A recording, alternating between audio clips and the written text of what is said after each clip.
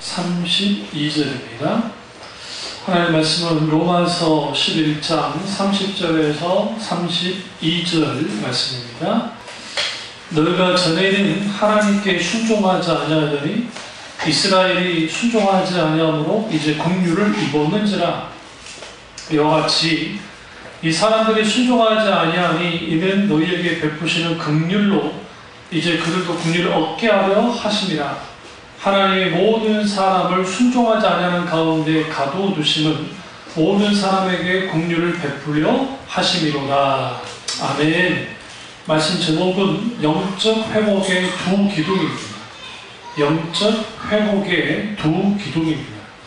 오늘 이 말씀을 보면 좀 이해되지 않는 부분이 있죠. 그건 뭐냐면 너희가 전에는 하나님께 순종하지 아니하더니 이스라엘이 순종하지 아니함으로 이제 긍휼을 입었는지라. 좀 이상하지 않으세요?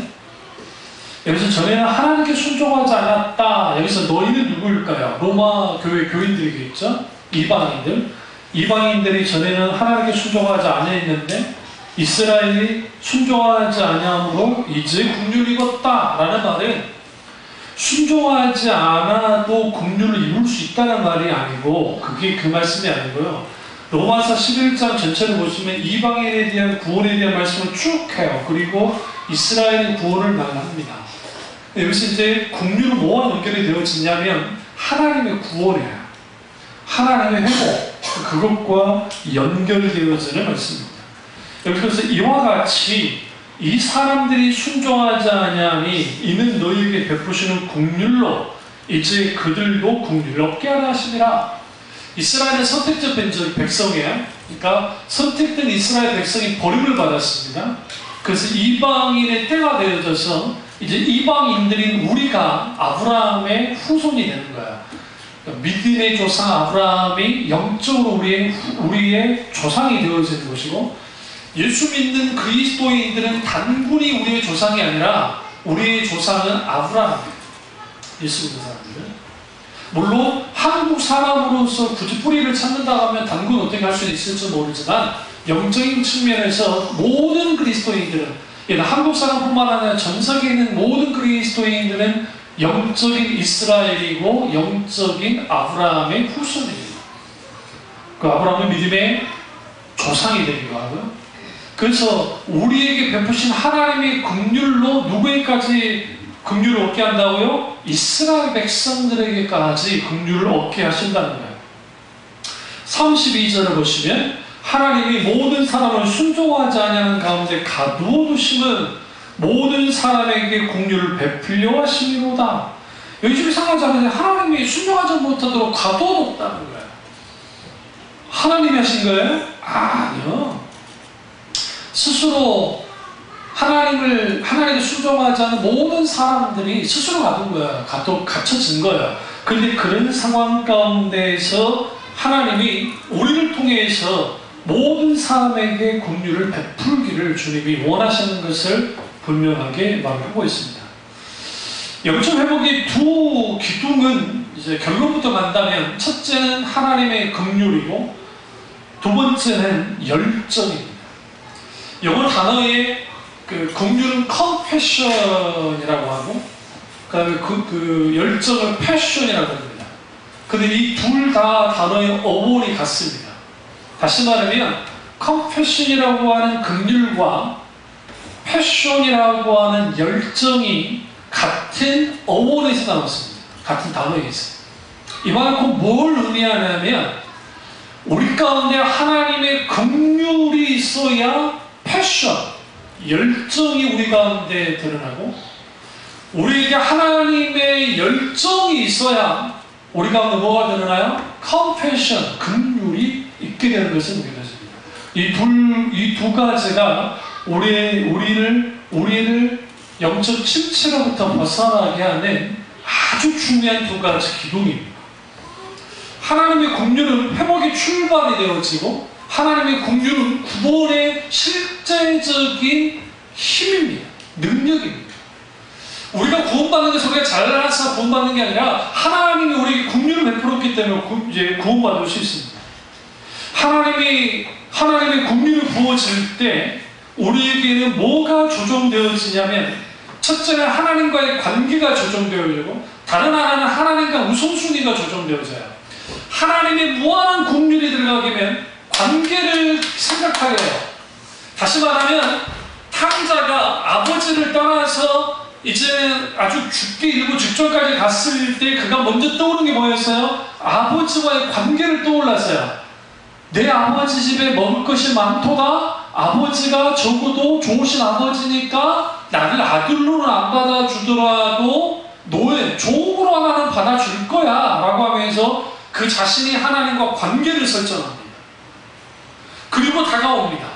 근데 그가 지금 두려움 속에 온 거예요. 아버지가 안 받아줄 수도 있고 받아줄 수도 있고, 근데 이 탕자가 원하는 것은 아들로서의 그렇게 관계가 회복되는 걸 원치 않는 게 아니라 그 안 될 거라고 생각했어요. 분명하게. 그리고 그는 뭐예요? 종 하나 되기를 원하는 거죠.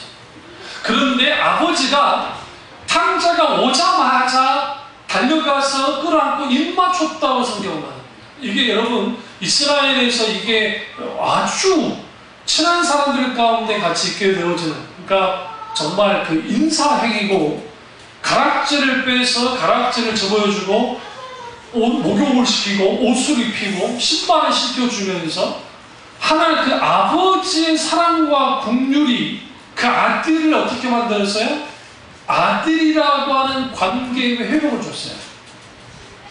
다시 말하면 우리가 하나님의 회복, 그러니까 영적인 회복이 있으려면 하나님의 긍휼이 부어져야 되고, 그 하나님의 긍휼이 부어지면 우리는 하나님과의 관계, 그리고 하나님을 향한 우선순위가 조정되어지는데, 하나님의 긍휼이 부어지면 하나님과의 관계가 깨졌던 사람이 하나님과의 관계를 제일 우선순위에 둬요. 그러니까 가장 소중하고 가장 가치 있고 가장 중요한 거로 두는 거예요. 우리가 신앙생활하면서 인생 살아가고 또 우리가 직장을 기타를 하면서 살아갈 때에 우리 주위에는 중요한 사람도 많아요. 그럼에도 불구하고 하나님의 은혜가 우리 가운데 부어지면 하나님이 나를 어떻게 생각하고, 그리고 하나님이 내게 원하는 게 무엇이며 내가 지금 무엇을 해야 될지에 대한 것들을 생각하기 시작해요. 왜 그러냐면 하나님과의 관계가 중요하기 때문에. 그리고 우선순위에 있어서 그 우선순위가 조정되어져요. 그 전에는 내가 지금 보세요. 탕자는 지금 자기 배고픈 거 해결하는 게 문제였어요. 나는 이제 먹고 사는 것만 해결하기를 원해서 나왔어요. 그런데 아버지가 잔치를 벌여줬죠. 아버지가 다 해줬죠. 그 둘째 아들의 반응은 성경에서 침묵하고 있지만, 이제는 둘째 아들에게 있어서 그의 가장 최우선순위 누구예요? 아버지죠.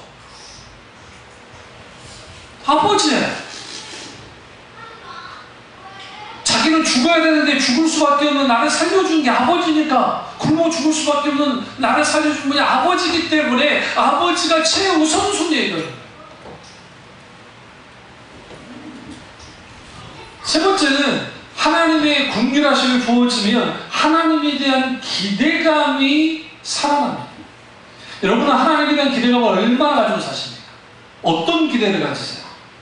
하나님이 내 인생을 향해서 누구를 향해서 어떤 기대를 가지고 계실까요? 하나님의 기대는 딱 하나예요. 우리가 마땅히 하나님의 그리스도를 닮는 하나님의 사람이 되기를 원하고, 우리가 하나님을 향한 기대감을 갖지 못한 이유는 뭘까요? 왜 기대감을 갖잖아요? 우리 어쩔 때 기대하지 않죠? 어렸을 때 우리 형이나 우리 어머니는 기본파라 그러니까 뭐 해주기 그래요. 특히 우리 어머니 좀 잘하셔가지고 우리 형이 그래요. 뭐든지 해줘요. 그거 안 해줘요. 그때는 정말 해줄 마음으로 해주더라. 근데 까먹어요. 아마 우리 흔히 상처 많이 받을까요? 해준다는 거 안 해주니까. 저 같은 스타일은 해준다 하면 해줍니다. 말을 뱉는 것을 내가 할 거니까 그러는 거고, 말하는 게 아니면 저는 뭐예요? 안 해요. 뭐 안 되니까. 어쩔 때 기대감이 없어요. 신뢰가 없으면 기대감이 없어요. 우리가 하나님에 대한 신뢰가 무너지면 하나님에 대한 기대감이 사라져요. 왜 지옥이 무서울 거야? 이번에 또 뭐 저기 신의 이름인가 뭔가 무슨 또 영화 또 다시 나오는 것 같은데 그 아주 좋지 않은 영화예요. 기독교 세계관을 위해서는. 근데 이제 분별하셔야 돼요. 물론 오라고 온다고 그런다 그치더라고요. 그럼 우리가 하나님 그분에 대한 기대감을 갖지 못한 것은 신뢰하지 못함이고, 왜 우리 신뢰하지 못하느냐? 그분이 우리에게 하신 일들과 하나님이 우리에게 어떤 하나님이냐에 따라 달라요. 우리가 하나님은 뻥쟁이면 기대하지 않죠. 신뢰하지 않죠. 근데 왜 우리가 신뢰하지 못하는 상황이 있을까? 그런 상황이 많이 벌어져요. 그러니까 성경에 오시면 성경에서 하나님의 백성들이 하나님을 신뢰할 만한 상황은 별로 없어요. 신뢰할 수 없는 상황이 많아요. 그래서 하나님에 대한 기대감이 회복되어지려면 faithfulness, 신실함, 하나님의 신실함을 경험해야 돼요. 맛봐야 돼요. 하나님의 신실함이라는 말은 무슨 말이냐면 하나님은 약속하신 바를 이루시는 거예요. 성취하시는 거예요. 그러니까 그 하나님의 신실하심을 우리는 뭐 해야 돼요? 경험해야 돼요. 맛봐야 돼요. 하나님이 약속한 것을 반드시 지키신다. 그것에 대한 신뢰와 확신을 갖고 있을 때 우리는 하나님에 대한 기대를 가져요. 하나님. 아브라함이 하나님의 신실하심을 믿지 않았다고 한다면 아들을 준다고 하는 그 약속을 믿지 못했을 거예요.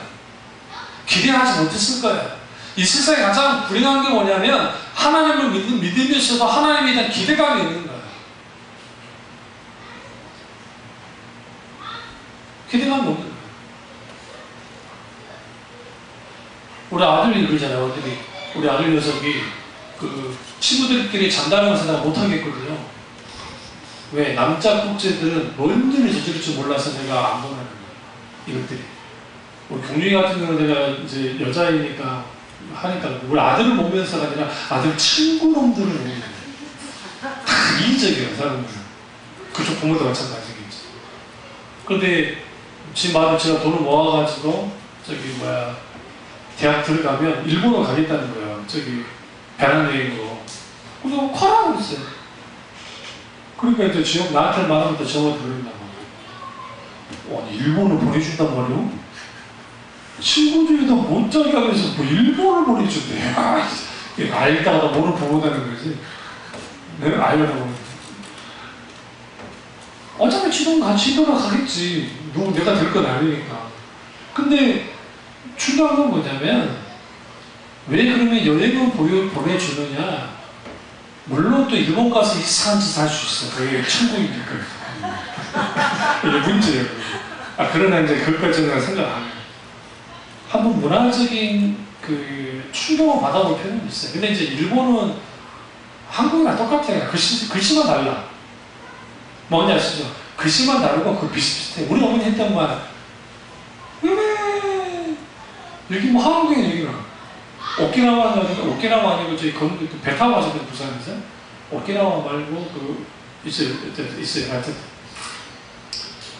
길은 조금만 하고 이거 여기 못 알아봤대. 배 타고 그러죠. 그러다 터키, 그 다음에 요르단 페트라 유적 아주 좋으셨는데 터키, 페트라 그리고 거기 이스라엘 완전 다르죠. 정말 다르죠. 그러니까 그런 귀한 경험을 하셨는데, 그러니까 그런 경험은 좋다고 생각해서 그래요. 그러니까 아빠 엄마에 대한 기대감이 없다가 가라하니까 벙 뜨고 무슨 일이 일어나는 거예요. 우리가 하나님에 대한 기대감이 없을 때 있어요. 중생 체험하고 하나님의 첫사랑이 불불 끓을 때는 하나님에 대한 기대감이 아주 많습니다. 근데 그분이 아버지시기 때문에 우리에게 안 된다는 것이 생각보다 많아요. 된다가 많지만. 왜 그럴까요? 우리를 위해서. 신앙생활을 하면서 우리는 하나님에 대한 기대감이 자꾸만 적어진 이유는 약속하신 바를 성취하시는 지키시는 하나님에 대한 우리 삶 속에서의 경험들이 없었어요. 그러니까 하나님이 그 약속을 하나님이 하셨으면 하나님이 지키실 텐데 우리가 왜 그러면 기대감이 무너지느냐? 그것은 두 가지 이유 때문에요. 하나는 불안함이고 다른 하나는 조급함 때문에. 그러니까 불안함이 초조함과 조급함을 가져다잖아요. 그러니까 불안하고 초조하니까 나는 뭐예요? 들려지는 상황, 환경, 문제 이런 것들을 급박하게 돌아가거든요. 그러니까 하나님에 대해 기대감을 갖지 않는 거예요. 그러니까 우리는 좀 기도해야 돼요. 뭘 기도해야 돼요? 우리가 필요가 있어. 필요. 하나님의 손을 구하는 것 다음에 한번 설교하겠습니다. 하나님의 손. 어떻게 하나님의 손을 잘 구할 것인가? 하나님의 손만을 구하는 문제가 있잖아요. 그 하나님의 손을 구할 때에 우리가 하나님께 마땅히 구할 바를 구해야 된다고요. 기도하면서. 그러면 하나님이 어떻게 하실 것인가? 하나님은 우리에게 어떤 내적인 감동과 그걸 통해서 하시는데 하나님은 뭘 보게 만드냐면 우리가 사람 의지하잖아요. 환경 의지하잖아요. 그럼 하나님 다 막아버려요. 우리 문제가 빨리 풀릴 때는 어떻게 풀리냐면 하나님만을 의지하고 신실하신 하나님에 대한 기대감을 가지고 끝없이 하나님께 기도해 나가는 거예요. 기대감을 가지고. 그러면 하나님이 성취해요. 놀랍게 성취. 그게 아니면 어떤 성취도 일어나지 않아요. 그래서 우리가 하나님의 긍휼이 우리 가운데 부어질 때 하나님에 대한 기대감이 우리가 이제 생겨나는 거죠. 생겨나고 네 번째는 하나님에 대한 사모함이 불듯이 일어나서 하나님의 열정을 품게 됩니다. 사모하는 거예요. 사모합니다. 그 무엇보다 우리 주님만을 사모하는 거예요. 끝없이 사랑하는 거예요. 그리고 그 사모함이 하나님을 향한 열정을 갖게 됩니다. 여기로부터 뭐가 일어나느냐? 영적인 회복입니다.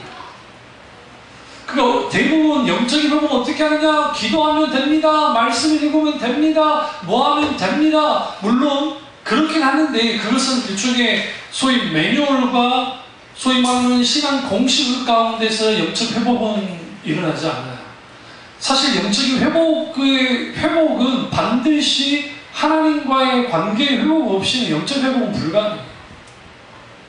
실제. 그래서 우리는 하나님의 긍휼은 회복의 출발점이고, 그리고 하나님의 긍휼은, 하나님의 열정은 회복을 유지시켜줘요. 계속 좀 유지시켜줘요. 그래서 열정을 바라는 거예요, 주님을 향해. 예배 열정뿐만 아니라 삶의 열정, 그런 거죠. 우리 아이들을 키울 때 보시면, 아이들이 좋은 대학 가서 좋은 직장 들어가는 게 얼마나 좋아요. 그렇게 하면. 사실 쉽지 않고, 뭐 좋은 학군 가서 공부하면 잘해요. 아니요, 여러분. 여기 성남고등학교라는 데 있는데, 이 동작교는 제일 좋은 고등학교예요. 그런데 그 애들이 많이 장학 갑니다. 왜냐면, 공부들 애들이 잘하니까 뭐가 안 나와요? 내신이 안 나와요, 내신이. 뭐 쭉쭉 줄어요. 저희 자취업사 딸내미가 학군이 좋잖아요. 정신요고 나오고 막 그래서 학군이 좋아요. 그런데 그 애가 이쪽으로 왔으면 공부 좀 잘할 애인데 거기에서는 아주 중간에서 D 정도거든요. 그러니까 3년 대학은 어떻게 들어와요? 서울에 인서울 어떻게 가능하겠어요? 좀 재수하거든요. 경리랑 동갑이에요. 인서울 하겠다고 어쨌든 제가 한번 해본다고 그러죠. 아빠 엄마는 반대하셨는데. 그러니까 그러면 사람들이 학군 따라간다고 해서 되냐? 여러분 제가 예언하겠습니다. 공부 잘하는 것들은 보면 압니다. 제가 보면 압니다. 일단 우리 연희가 좀 가능성은 좀 있습니다. 허니 미안해요.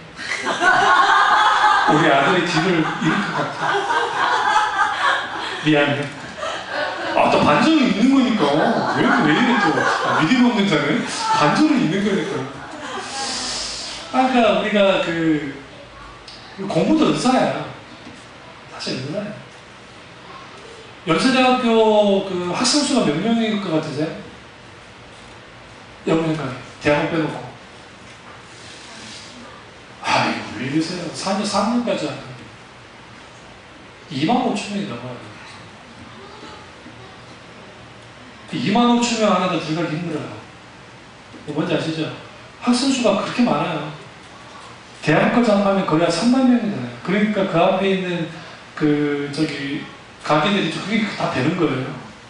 그 정도 숫자가 있으니까 애들이 와서 먹으니까 거기가 되지. 신촌에 솔직히 뭐가 볼 거 있다고 사람들이 먹으러 가겠어요. 거기 옛날에 한번 그랬지만 거의 한 2만 명 이상 되는 학생들이 거기에 어마어마하게 있으니까 거기에 장사가 되고 하는 거지. 그런 거죠. 그러니까 그럼 여러분 연세대 들어가기 쉽지 않잖아요. 근데 막상 들어갈 때까지 좋은데 딱 들어가 보니까 2만 몇 명이 있는 거예요. 나 빼놓고 2만 몇 명이 있는 거예요. 그 안에서도 과도 또 나눠져요. 저도 뭐 학부 때 우리 신과, 목회학과, 뭐 다른 과들이 있었는데 신과가 최고예요. 신학대학 때는. 우리 때까지는 신과가 최고니까 그 다음에 이후에 이제 일반 학과가 들어오기 시작했지만 그럼 거기에 목회학과라든지 지금 목회학과가 사라졌어요. 우리 때까지 목회학과가 있었는데 그리고 그 밑에 기독교학과, 뭐 기독교학과, 뭐 그런 학과가 있었는데 그런 학과 할 때 나름대로 자기들끼리 또 이 서열이 만들어져요. 웃깁니다. 그게 또 웃겨요. 그게. 그러니까 우리가 어떤 자녀들을 향해서도 마찬가지고 누군가를 향해서도 그렇고 그래 우리 딸내미도 그렇고 나는 하나님의 기대감을 가지고 하나님 하시기를 원해요. 우리 딸내미는 알아서 잘하고 있어요. 제가 가장 힘든 알바를 하잖아요. 그 이유가 뭐냐? 교수님이 그랬다는 거예요. 너희 특별히 알바할 때 바보처럼 편의점 알바하고 그 다음에 뭐 롯데리아나 막 그런데 그런데 있잖아요. 그런 알바 해봤자 니네 직장 들어갈 때 그 경력 안 추죠. 그러니까 경력 될 수 있는 알바를 해라. 그러니까 이 녀석이 고민하는 가장 힘든 걸 갖고 그래서 내가 네 인생 한번 들여다보자고 이거지. 그런 알바는 쉽지 않잖아요. 그럼 그런 걸 입사하면서 쓸 때 플러스용이 될 수 있다고 생각하신 얘기가 나름대로 이제 돈을 따라가죠. 그런 점에서는 제 각과 목사님이 딸내미는 편의점 알바. 편의점 알바. 가격이 다르죠. 하나는 4년대이기 때문에 안양대학을 다니는데 그래서 다르죠. 그러니까 우리가 하나님에 대한 기대감을 놓치는 말아야 됩니다. 그런데 하나님의 기대와 나의 기대가 다를 때 이제 아파요. 힘들어요. 나는 이렇게 되기를 원하는데 하나님은 이렇게 되기를 원하십니다. 그건 하나님이 뭐 하시냐면 깎아라. 그 깎아짐의 과정이 우리를 정말 회복시켜요. 그러니까 지금 아시아나하고 대한항공이가 아주 꼬물린 데를 아주 지가 교주요, 교주. 조야는 성질이 들었다 하더라. 응? 이전에 박씨 아저씨, 그 아저씨는 와서 안아줘야 되고, 꽃다발 들이셔야 되고, 무슨 존경 받으셔야 되고, 심지어는 자기를 위한 찬송가가 계시고, 아이고, 내가 진짜 이런 말 하면 목사가 이거 진짜 유튜버니까 말 안 하는 유튜브 올라가고. 아이고, 참. 거시기합니다, 진짜. 거시기. 깎여지지 않으니까 안 되는 거죠. 우리가 산산이 부서지고, 우리가 넘어지고, 무너지고 해도요, 예수 믿는 사람과 믿지 않는 사람의 차이는 뭐냐면, 내가 연약해서 하나님 손을 탁 놔도 하나님이 내 손을 탁 붙잡고 있어요. 그러니까 그 산에 오르시는 분들 있잖아요. 그러니까 막 바위 같은 데 오르고 막 산악하신 분들 아주 힘든 얘기 할 때 그때 위에 사람이 밑에 사람 잡아줄 때 절대 이렇게 안 잡아줘요. 왜냐하면 한 사람이 노는 순간 못 잡아 미끄러져 버려요. 그래서 반드시 이렇게 잡아요. 같이. 설사 누가 힘이 딸려가지고 너트라도 한 사람이 잡아주면 되니까 잡아주고 그다음에 같이 또 잡아주세요. 하나님 우리를 이렇게 잡고 있어요. 근데 우리는 언제나 하나님 손을 놓을 준비가 되어 있어요. 하나님 놓지 않아요. 놓지 않으시는 주님이시니까. 그러니까 이렇게 오늘 붙잡혀 있어요. 붙잡혀 있는데 문제는 뭐냐면 우리가 그렇게 신앙생활 하는 가운데에서 영적인 침체가 계속 되어지고 영적으로 성장하지 못하는 거예요. 요즘 우리 교회 설교가 주보들 안 가요. 잘. 여러분들은 주보와 인터넷에 올라오는 설교 제목을 안 보니까 모르지. 근데 그게 뭐냐면 하나님이 감동하셔서 지금 계속 메시지가 바뀌어져요. 오히려 지난주하고 지지난주에 수요일과 금요일 설교가 좋다 좀 그러는데 제 개인 입장에서는 그때 설교가 훨씬 낫어요. 오늘 좀 하나님 부르시니까 그나마 오전 설교고 오늘 설교를 하지만 그러니까 그건 뭐냐면 어떤 그 정해놓은 매뉴얼대로 가지는 않아요. 그렇다고 제가 막 게을러가지고 설교 준비하지 않는 건 아니고 설교 준비는 계속 충분히 하되 하나님이 하셔서 열려야 돼요. 그래서 그 열린교회 같은 경우에는 김남준 목사님 토요일 아침까지도 메시지를 붙잡고 있어요. 주일 아침까지 못할 때. 주일 저녁까지. 토요일 저녁까지 붙잡고 있고. 그리고 주보가 나오기도 하고. 그래서 어떤 교회는 주보를 없애버렸어요. 주보 자체를 없애버리는 교회도 많아요. 아마 이제 한국교회도 좀 더 가면은 어느 시점 되면 주보를 없애버릴 겁니다. 언제부터 주보를 봤다가 이거 누군지 알아요. 주보를 봤다고 주보를 본이라고. 그래서 그 주보대로 하는 게 쉽지 않고 우리 교회 주일 설교는 이미 제가 지난주에 다 설교를 다 준비하고 이미 주일날 설교 이제 원고가 넘어가요. 그러니까 그 주보 원고가 넘어가기 때문에 그게 있습니다. 그러나 일주일 사이에 하나님 어떻게 보실지 모르기 때문에 그래서 이제 좀 열리게 이제 하게 하는 건데 우리가 하나님의 긍휼은 그 긍휼이 하나님의 마음이고 그 주님의 그 뜨거운 마음이 우리를 이렇게 세웁니다. 빌립보서 1장 8절에 보면 내가 예수 그리스도의 심장으로 너희 우리를 어떻게 사모하는지 하나님이 내 증인이시라. 고린도전서 2장 16절 누가 주의 마음을 알아서 주를 가르치시겠느냐? 그러나 우리가 그리스도의 마음을 가졌느니라. 이 그리스도의 마음을 갖는다라는 것은 그 긍휼의 마음을 갖는 것이고 긍휼은 헬라어로 엘레오스라는 단어인데 불쌍히 여기다, 안타까워하다, 연민, 돕는 마음, 돕고 싶은 마음, 그리고 하나님의 마음, 하나님의 자비, 주님의 심장이라는 의미가 있어요. 근데 여기에 그 긍휼에 해당하는 또 다른 헬라어 단어는 엘레에모니라는 단어인데 그 자비로움이라는 뜻입니다. 근데 이 엘레오스라고 하는 헬라어 단어는 구약에서 히브리어로 헤세드와 동일해요. 같은 말이에요. 헤세드는 하나님의 자비, 하나님의 신실한 도움을 뜻합니다. 그래서 하나님의 긍휼을 우리 가운데 부어져야 돼요. 영적 회복의 길은 딱 하나밖에 없어요. 하나님의 긍휼이 우리 가운데 부어지는 거예요. 덮여지는 거예요. 외로울 때, 힘들고 어려울 때, 슬플 때, 때로는 잘 나갈 때, 때로 영적으로 권고할 때 하나님의 긍휼이 우리 가운데 부어지면 우리는 다시 일어나서 회복할 수가 있습니다. 그래서 하나님은 하나님의 긍휼로 하나님의 마음을 혹은 하나님의 심장을 우리 가운데 분명하게 드러내세요. 그래서 하나님이 하나님의 긍휼을 우리 가운데 부으실 때 그 우리 향한 하나님의 긍휼의 마음이 어떻게 우리 가운데 부어지냐는 거예요.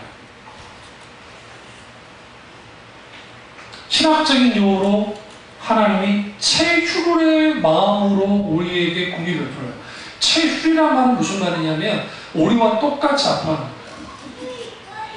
우리의 고통에 주님이 들어오시는 거예요. 참여하시는 거예요.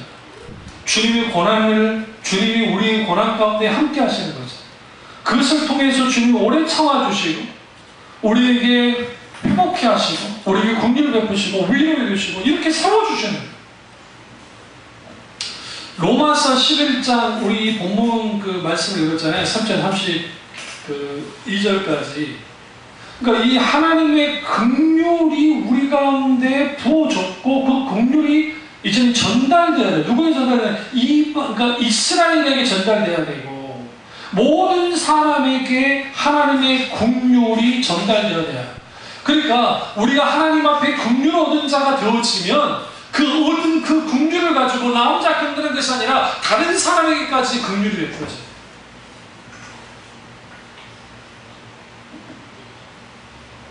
이게 아주 중요해요. 그러니까 우리가 어떤 자격이 있어서 긍휼을 입는 게 아니라 하나님의 자격 없어도 우리에게 긍휼을 베풀어 주세요. 여기서 사도 바울의 역설이 있는데 순종하지 아니한 가운데 가두어두시면 모든 사람에게 긍휼을 베풀려 하십니다. 하나님이 이스라엘을 불순종할 때 모든 사람으로 긍휼을 이끄셨다는 거예요. 그럼 우리 이렇게 생각합니다. 내가 하나님의 긍휼을 입을 만한 사람이 돼야지 하나님이 나를 긍휼히 베풀어 주실까요? 아니라고요. 내가 잘못 저질렀어요. 내가 범죄자예요. 범죄자인데 아버지 잘못했습니다 라고 나오면 돼요. 판사들도 그 말하잖아요. 판사들도 그 판결할 때 사람인지라 법대로 판결한다 하지만 정말 뉘우치는 사람이 있대요. 그 5년 때릴 거 그냥 4년 6개월로 때리기도 한대요. 형량을.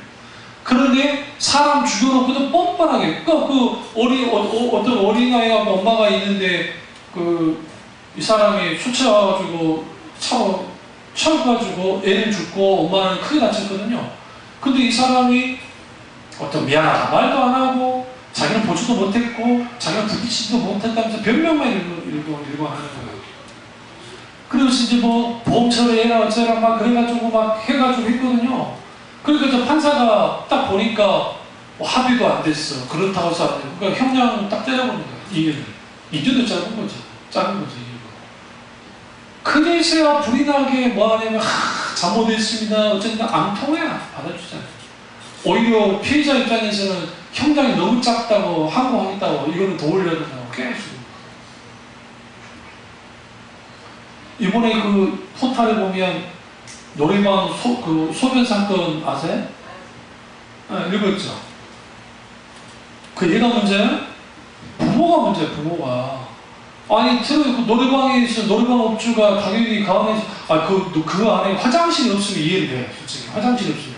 화장실이 있는데 거기 가지도 않고 거기서 소변을 놓게 하는 게 그게 정상입니까? 그래 놓고 뭐 잘못한 게 하나도 없는 것처럼. 오히려 그 업주를 때리는 거야. 아주 웃기는 사람들 많아요. 웃기는 사람들. 그러니까, 왜 이제 그러느냐? 우리가 하나님의 긍휼을 얻을 때는 긍휼을 얻을 만하니까 얻는 게 아니에요. 상당수가. 내가 막 하나님께 긍휼을 받을 짓을 해야지, 뭘 해야지, 그거 아니고, 그러다 뻔뻔하게 하나님께 긍휼을 얻을 수 있다는 게 아니라, 적어도 우리는 뭐예요? 불순종했지만 사도 바울의 긍휼에 대한 역설에 대한 표현처럼 하나님은 우리가 불순종할 때에도 여전히 긍휼을 베푸신다. 그 긍휼이 뭐냐가 중요해요. 어쩔 때는 매 때리는 것으로서 긍휼을 베풀어요. 매를 때려야 이게 고쳐지는 거예요. 그래서 주님의 인생 막대기와 채찍으로 때려요. 어떤 사람에게는 하나님이 그의 잘못을 깊이 뉘우칠 수 있도록 하나님 은혜 베푸시고요. 그러니까 사람들마다 달라요. 케이스마다 달라요. 근데 이 이스라엘 불순종이 하나님의 긍휼하심이 이방인에게 미칠 수 있는 역할을 하게 된다는 거예요. 그래서 여러분 우리가 하나님의 긍휼을 뭐라고 표현할 수 있냐면 우리를 향한 끝없는 사랑이에요. 하나님의 긍휼은 우리를 향한 하나님의 끝없는 사랑이기 때문에 그 끝없는 사랑이 우리를 지금 버티게 만들고 그 끝없는 사랑이 우리를 회복시키고 끝없는 사랑이 우리를 구원케 하는 거예요. 만약에 하나님의 일반 윤리 도덕적인 신이었다고 한다면 단순히 하나님이 말 그대로 유교적인 하나님이었고 그런 하나님이었다. 우리는 다 죽었어요.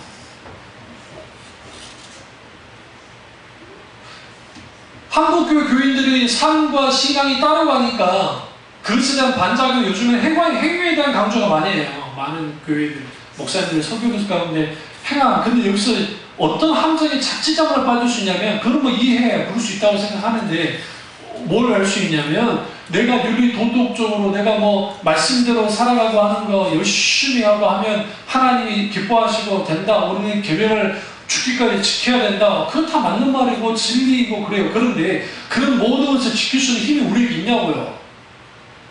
어느 정도는 있어요. 사람마다 의지에 따라 다르니까 그 의지에 따라서 되지만, 그런데 아무리 의지를 다해서 율법을 혹은 말씀을 지킨다 할지라도 인간은 완벽하게 이 말씀이나 율법을 지킬 수 없어요. 그리고 오늘 잘못된 소위 사탕모음, 솜사탕모음 같이 아예 그냥 그런 말씀을 지키지 않아도 그냥 천국 티켓 샀으니까 그냥 천국 간다는 식으로 해버리면 말씀과 저는 동떨어진 삶을 사는 게 옳은 겁니까? 그건 아니죠. 근데 그 반대급부로 하나하나 소위 말하는 어떤 그 메뉴를 정해가지고 그대로 탁탁 살아가면 된다. 근데 그게 거기에서 실제로 내 힘으로 십자가의 보혈의 능력이 아니라 하나님의 은혜가 아니라 내 힘으로 내 능력으로 계속 그렇게 살아가려고 몸부림치면 칠수록 실패하고 힘들고 어려워져요. 그러니까 뭐 하게 되느냐, 자기가 영적으로 잘 살 때는 교만해지고 으쓱해지고, 영적으로 그게 못 살 때는 한없이 떨어지는, 땅이 떨어지는 거예요. 그래도 해도 안 되니까 말씀대로 살아가기가 이게 불가능하다 생각하니까 뭐 하느냐, 가면을 쓰는 거예요. 페르소나라고 하는, 이게 인격이라는 뜻인데 가면을 뜻이에요. 근데 자기 가면을 딱 써버리는 거예요. 그래서 외식하는 외식 하는 그런 것처럼. 그래서 이게 우리는 어떤 한쪽이 춤추면 안 돼요. 말씀의 균형을 잡고 우리가 그렇게 돼야 되는데, 하나님이 우리 가운데 긍휼을 베푸시는데 그냥 베푸시는 것이 아니라, 하나님이 우리에게 긍휼을 베푸실 때에는 그 유명한 말씀, 이 하박국이 진노 중에라도 긍휼을 잊지 말아 주십시오. 그러니까 remember mercy, 잊지 말아 주십시오. 자비를 잊지 말아 주십시오. 다른 건 잊으셔도 진노 중에라도 잊지 말아 주십시오. 긍휼을. 하나님은 진노 중이라도 하나님 뭐 하세요? 긍휼을 베푸시는 거예요. 그 하나님의 긍휼이 뭐와 연결이 되냐? 우리에게 열정.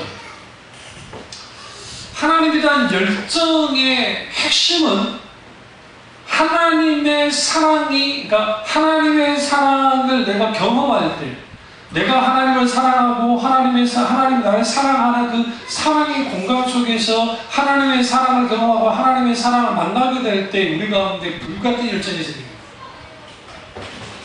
뜨거워져요. 우리가 처음 주님을 믿고 중생 체험했을 때 뜨겁죠? 열정적이죠? 근데 어느 날인가 그 열정이 식어져 버려요. 그 이유는 뭐냐면, 그 사랑, 하나님의 사랑과 나의 사랑 중에 하나님의 사랑은 식어지지 않는데 내 사랑이 식어지기 시작해요. 하나님과 나의 사랑이 식어지기 시작합니다. 그 식어진 이유는 그 말세 현상 중에 죄의 유혹과 염려와 그 방탕함과 수치함이라 있잖아요. 이런 것들이 우리를 어떻게 만들어요? 하나님을 향한 사랑으로부터 벗어나게 만들어요. 실제로요. 그래서 우리가 이 하나님의 열정은 뭐와 연결이 되어 있냐면, 하나님의 그분의 독특한 성품 중에 하나님을 향해서 이런 표현을 씁니다. 하나님은 특심하시다라는 표현을 써요. 특심. 특별한 열심이 있다. 그 하나님의 특별한 열심이 뭘 하겠느냐? 예수 그리스도를 십자가에 죽게 만들었어요. 구원하게 만들었어요. 그러니까 하나님은 한마디로만 열정 덩어리예요. 열정적이죠. 네? 그런데 우리에게 뭘 요구하시느냐? 그 엔토스라는 표현을 쓰는데 이게 라틴어예요. 이게 철학적인 용어를 띄워와서 쓰는 건데, 그 하나님의 엔토스가, 하나님의 특심이 우리를 향해 부어질 때 우리는 하나님에서 엔토스, 특심을 갖지 못해. 그건 하나님만이 갖는 것이고, 우리에게 뭐가 일어나느냐? 파토스가 일어나요. 파토스. 파토스가 열정을 뜻입니다. 근데 그냥 열정이 아니라 나를 열정케 하는 대상에 의해서 열정이 일어나는 거예요. 하나님을 향한 열정. 그 뜨거운 열정이 우리가 일어나는 거예요. 그 열정이 우리를 어떻게 만드냐? 하나님께 예배드릴 때 기꺼이 하나님 앞에 나의 모든 것을 드릴 만큼의 예배를 드리게 만들고, 기도를 하든 신앙생활을 하든 자녀를 키울 때도 아버지의 영광을 위해서 키워야 된다. 애들 공부할 때도 하나님의 영광을 위해서 공부를 해야 돼요. 직장생활에도 하나님의 영광을 위해서 일을 해야 돼요. 단순히 먹고 살기 위해서 하면 안 돼요. 기타도 우리 모든 먹든지 마든지 무엇을 하든지 아버지의 영광을 위해서 해라고 했던 그 말씀처럼 우리는 하나님의 영광을 위해서 해야 돼요. 그런데 그 하나님의 영광을 위해서 살려면 우리 속에 그 영광을 살 수 있는 그 리소스, 자원이 필요한데 그 자원이 뭐냐는 거예요. 그 자원이 열정이에요. 하나님에 대한 열정. 그 하나님에 대한 열정이 뭐와 연결이 되었냐면 하나님의 임재, presence. 임재. 그러니까 하나님을 향한 열정이 없으면, 우리가 열정이 불타오르지 않으면 하나님의 임재가 없다고요.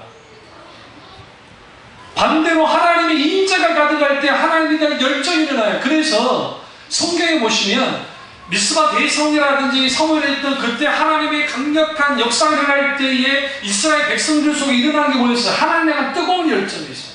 이전에 사사시대에 볼 수 없는 하나님을 향한 열정이 일어나기 시작했다고. 근데 그 배경에는 거기에 하나님이 강력하게 임재하셨거든요. 그 성의 가운데. 그 임재하시자 열정이 일어났고 그 열정이 죽었던 영혼들을 이렇게 세워주는 거예요. 회복이 일어나는 거예요. 영적 회복은 그렇게 일어나요. 그 영적으로 그렇게 회복이 됐을 때 그게 뭐와 연결되느냐? 네가를 부흥과 연결되는 거예요. 그게 개인의 부흥과 가정의 부흥과 교회의 부흥과 이 나라 이민족 세계적인 부흥은 하나님이 따로 하나님 때 하겠지만 적어도 우리의 두 가지 정도는 개인의 부흥과 가정의 부흥은 하나님이 동시적으로 이렇게 세워준다. 그게 부흥이 일어나요. 그리고 회복되어지는 거예요. 그 놀라운 하나님의 회복이 무엇을 통해서 되어진다고요? 하나님의 긍휼과 열정. 그게 우리를 회복시켜요.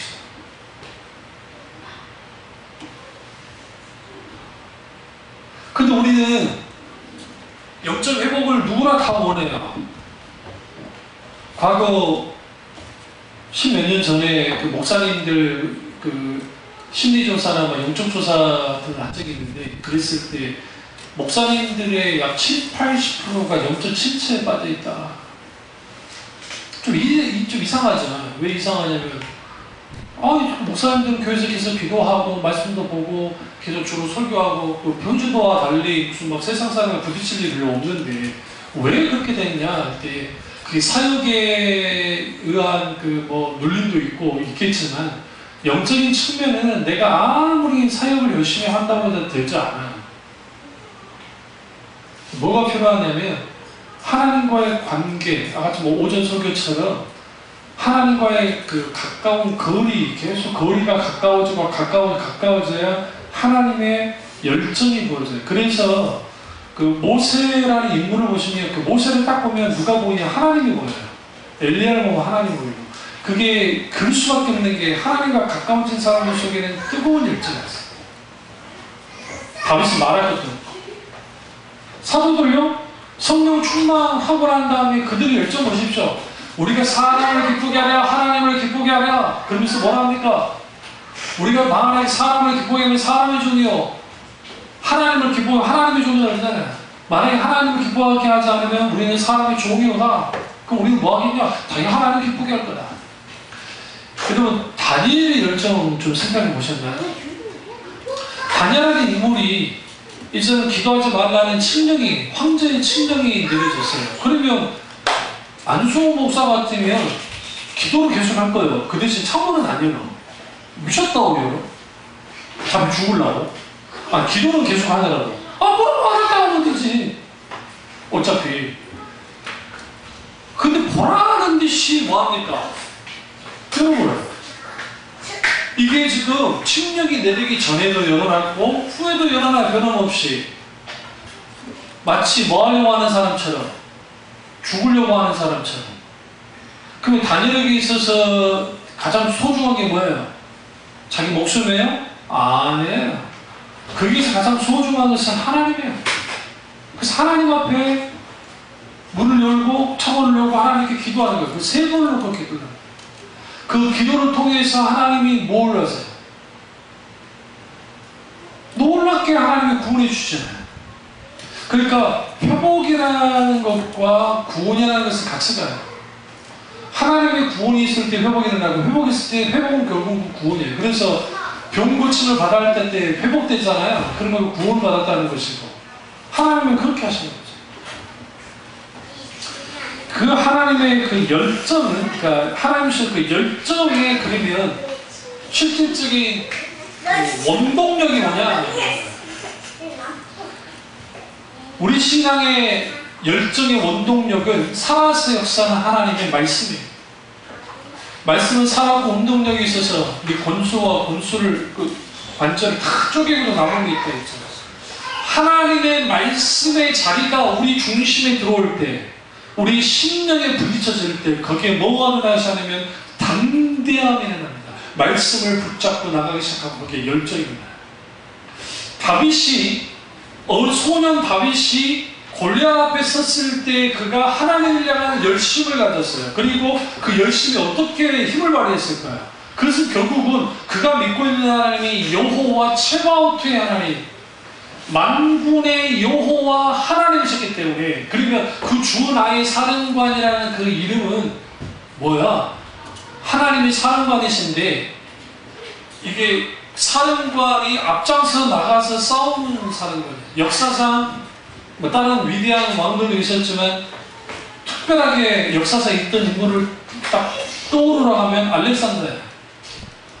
알렉산더 대왕이 페르시아와 싸울 때 페르시아의 군대 수가 100만이 넘었습니다. 근데 이 알렉산더가 그 군대를 몰고 올 때 수가 7만이었어요. 7만이 100만을 이겼어요. 좀 뻥튀가 있긴 있습니다만. 근데 어떻게 싸운지 아세요? 그건 주로 기병을 끌고 나갔었는데 알렉산더 대왕이 다 전체 다 전략 다 싸고 그대로 이루고 본인이 직접 나갔어요. 저 앞에. 젊은 황제, 젊은 왕이. 그러니까 그 옆에 있는 마케도니아 그 젊은 청년들이 핏끌린 춤춘들이 뭐 하겠어요? 가죠. 근데 여러분, 그게 알렉산더 대왕이 하는 그 방법이 있죠. 그게 아주 멍청해요. 육도 삼락부터 시작해서 손자병법, 육도 삼락, 한비자, 기타 그런 전술 전략 책들을 제가 중국 사설을 많이 읽었는데, 그거 왜 멍청한 짓이에요? 죽음으로 끝나버려요. 그러니까 페르시아도 멍청한 놈들이요, 나 같으면 한 놈만 때리는 거예요. 누구만? 알렉산더만 때려 죽이면 돼. 다른 거 필요 없어. 때려 죽이면 돼요. 이 인간만 죽어버리면 끝장나는 것인데, 이게 워낙 용맹스러우니까 알렉산더가 죽을만 하면 옆에 것들과 대치 죽어버려. 무슨 일 아시죠? 인간 사이에도 그런 일이 벌어졌는데 하나님과 관계에서 말할 것도 없어요. 그래서 하나님과의 관계 속에서 주님이 나의 사령관이었기 때문에 다윗이 그런 거예요. 벌벌 떨고 있는 이스라엘 군인들 앞에서 보라는 듯이 나아가서 하나님의 열정을 발했더니 누구를 깨뜨려요? 골리앗을 깨부셨어요. 이게 하나님의 열정의 근거예요. 이 열정의 힘이에요. 그러니까 우리 가운데 환경이 변화되지 않고 상황이 변화되지 않습니까? 그렇게 한다면 우리는 반드시 그 하나님 그분의 열정이 우리 가운데 있게 될 때 그 열정을 가지고 신앙생활을 시작하면 거기에 어떠한 위기가 오고 어떠한 그 소위 말하는 우리 앞에 가로막는 문제가 있다 할지라도 그걸 능히 깨뜨리고 간단 말이에요. 그게 그리스도예요. 그리스도예요. 근데 우리는 오늘날 그러지 못하는 거죠. 이게 문제입니다. 그래서 여러분, 국률의 하나님은 우리의 문제를 전부 해결해 주시거나 혼돈스러운 상황에서 우리 길을 보여주신다거나 우리가 품고 있는 많은 의문들에 대한 해답을 주신다는 것이 아니에요. 하나님은 이 모든 것에 해답을 주실 수도 있지만 여기서 중요한 게 뭐냐면 두 가지를 굉장히 깊이 생각할 게 뭐냐면 하나님의 열정과 긍휼이 우리를 회복시키는데 거기에서 가장 중요한 게 뭐냐면 첫째는 하나님이 우리와 함께 한다는 사실이고 두 번째는 하나님이 기꺼이 우리를 도우신다는 거예요. 엘리에셀의 하나님을 통해서. 그러니까 하나님은 우리와 함께 하시고 하나님은 기꺼이 우리를 도우신다는 사실, 이 두 가지 사실을 가지고 우리가 온전히 하나님 앞에 신앙생활 해나가면 능히 무슨 일이 벌어져요? 영적으로 내가 회복되기 시작해요. 언제? 내 문제가 해결되기 전에 이미 내가 회복되기 시작하고 회복되어짐 속에서 이제는 하나님의 열정이 더 강하게 만들어주고 그 강함을, 담대함과 용맹함을 발휘하기 시작할 때 거기에 하나님의 크신 놀라운 역사가 일어나기 시작하고 그래서 묶였던 환경이 풀리고 그 다음 우리의 상황이 풀려나가기 시작하고 내 발목을 늘 잡고 있던 것들로부터 내가 자유케 되어지는 놀라운 은혜가 있게 됩니다. 이게 성경에서 말하는 영적인 회복이에요. 그 은혜가 저와 여러분에게 주님으로 축원합니다. 기도하겠습니다. 기도하실 때 오늘 이 말